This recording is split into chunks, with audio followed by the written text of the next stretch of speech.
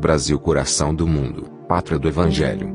Psicografado por Francisco Cândido Xavier. Ditado pelo Espírito Humberto de Campos. Capítulo 16. Dom João VI, no Brasil. Enquanto as falanges espirituais de Henrique de Sagres se reuniam em Portugal, revigorando as forças lusitanas para a escola de energia, que foi a Guerra Peninsular, o exército de Ismael voltava-se para o Brasil, a fim de inspirar o primeiro soberano do velho mundo que pisava as terras americanas. A esses esclarecidos agrupamentos do mundo invisível, aliava-se agora a personalidade do Tiradentes, que se transformara em gênio inspirador de todos os brasileiros. Ismael reúne os seus colaboradores e fala assim aos devotados mensageiros: amigos, um novo período surgirá agora para as nossas atividades na terra do Evangelho. Ao sopro das inspirações divinas, reformar-se-á toda a vida política da pátria onde edificaremos, mais tarde, a obra de Jesus. Procuremos inspirar a quantos se conservam à frente dos interesses do povo, iluminando-lhes o caminho com as ideias generosas e fraternas da liberdade. Sobre os nossos esforços há de pairar a direção do Senhor, que se desvela amorosamente pelo cultivo da árvore sagrada dos ensinamentos, transplantada da Palestina para o coração do Brasil.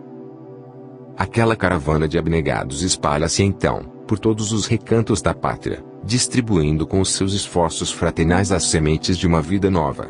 A 22 de janeiro de 1808, aporta na Bahia a maior parte das embarcações que constituíam a frota real.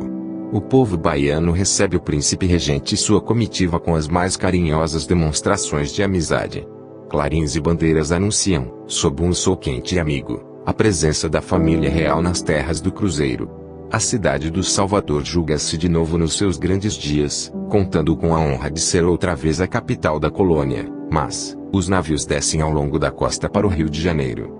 Logo, porém, ao seu primeiro contacto com o Brasil, sob o influxo das falanges do infinito, o príncipe generoso sente-se tocado da mais alta simpatia para com a pátria do Evangelho. Ainda na Bahia, graças às suas relações com o Conde de Aguiar, ministro de Dom João VI, José da Silva Lisboa, mais tarde Visconde de Cairu, consegue do soberano a abertura de todos os portos da colônia ao comércio universal.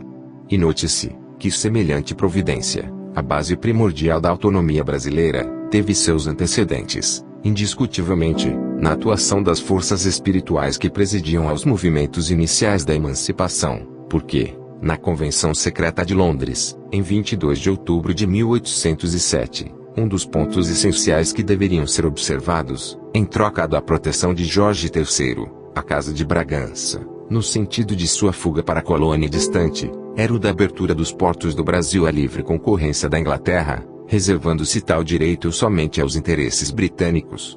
O soberano e seus ministros conheciam essas estipulações, através de Lord Strangford, mas, com o auxílio das influências salutares do plano invisível, reconsideraram a tempo o absurdo de semelhantes exigências e cuidaram de realizar as primeiras aspirações dos patriotas brasileiros. A maravilha dos seus americanos deslumbra aos olhos de Dom João, que se entusiasma com a beleza natural da paisagem magnífica. Acompanhado de numeroso séquito de fidalgos, onde se destacavam o Visconde de Anadia, elegante da época, inimigo implacável de todas as feições indígenas da colônia, o Marquês de Belas, o Marquês de Angeja, o Duque de Cadaval, e toda uma comitiva enorme de vassalos e nobres, de guardas e criados, o soberano aportou ao Rio de Janeiro, num ambiente de geral alegria. Nos seus novos passos, sentia-se o rei confortado e satisfeito com a magnificência do panorama e com a fartura da terra. Apenas Dona Carlota Joaquina, com a sua educação deficiente, a sua megalomania, e apego aos prazeres requintados da época, não se conformava com a situação, protestando contra todos os elementos, demonstrando aridez de espírito e lamentável agressividade. As caravanas do infinito não descansaram junto das autoridades supremas da política administrativa. Todas as possibilidades foram aproveitadas pela sua operosidade infatigável.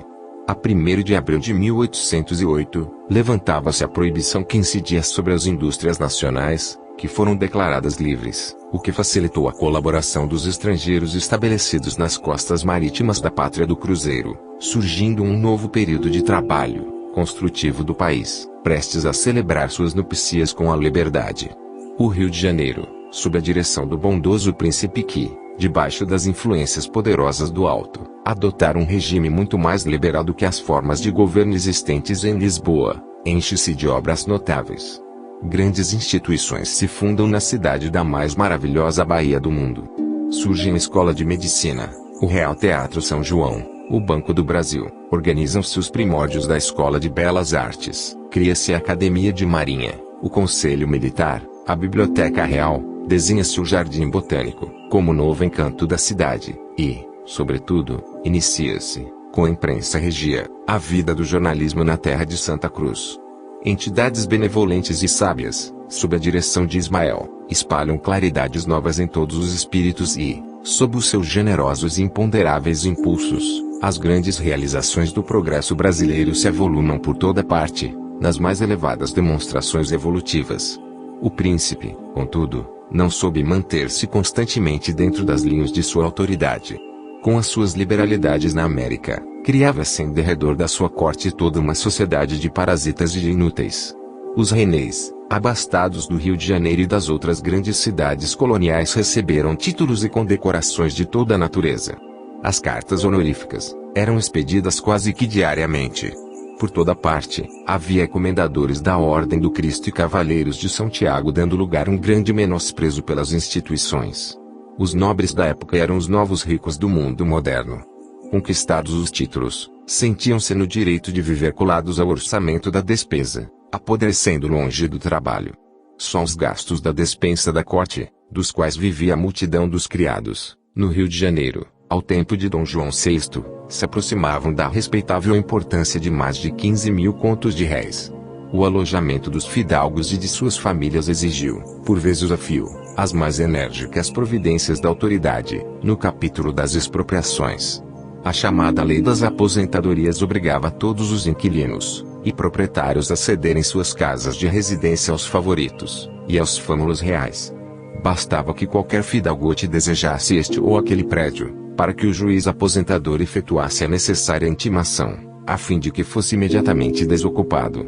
Ao oficial de justiça, incumbido desse trabalho, bastava escrever na porta de entrada as letras PR, que se subentendiam por príncipe regente, inscrição que a malícia carioca traduzia como significando, ponha-se na rua. Moreira de Azevedo conta em suas páginas que Agostinho Petra Bittencourt era um dos juízes aposentadores ao tempo de Dom João VI, quando lhe apareceu um fidalgo da corte, exigindo pela segunda vez uma residência confortável, apesar de já se encontrar muito bem instalado. Decorridos alguns dias, o mesmo homem requer a mobília e, daí a algum tempo, solicita escravos.